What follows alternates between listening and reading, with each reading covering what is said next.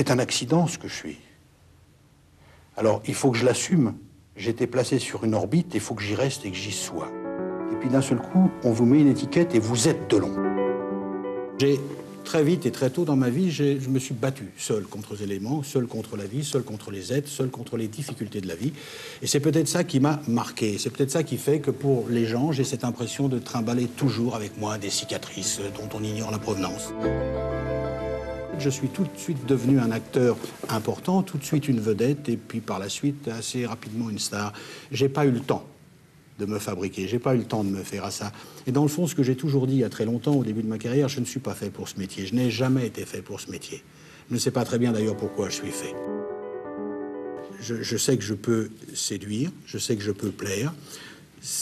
J'en suis conscient, mais je ne m'en sers pas. C'est-à-dire, je ne suis pas ce qu'on appelle un dragueur, je ne suis pas un charmeur. Je n'ai jamais su m'adresser à une femme que je croise dans la rue qui me plaît en lui disant... Quand vous souriez comme ça, avec ses yeux bleus, là.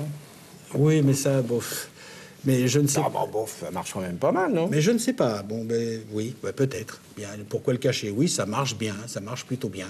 Je n'ai jamais eu de problème de ce côté-là, et j'ai eu la chance, si vous voulez, d'avoir des femmes sublimes tout au long de ma vie. En 1964, dans 32 ans, j'étais jeune journaliste au Figaro littéraire. J'avais été vous voir sur dans un studio de Saint-Maurice, où oui. vous tourniez L'Insoumis d'Alain Cavalier. Et puis après, il y avait une scène où vous traversiez une vitre avec vos mains, et c'était une vraie vitre. Ils avaient oublié d'en mettre une fausse. Et vous vous êtes coupé les doigts. Et alors, le sang a giclé. Vous n'avez pas gueulé, vous n'avez rien fait, rien du tout. Vous avez été vraiment très, très bien. Je l'ai raconté dans un article que j'ai retrouvé. Mais, mon cher Bernard Pivot, j'étais déjà un samouraï. Déjà un samouraï.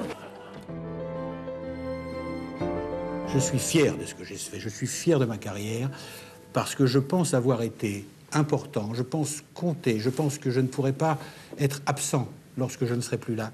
De l'histoire du cinéma français,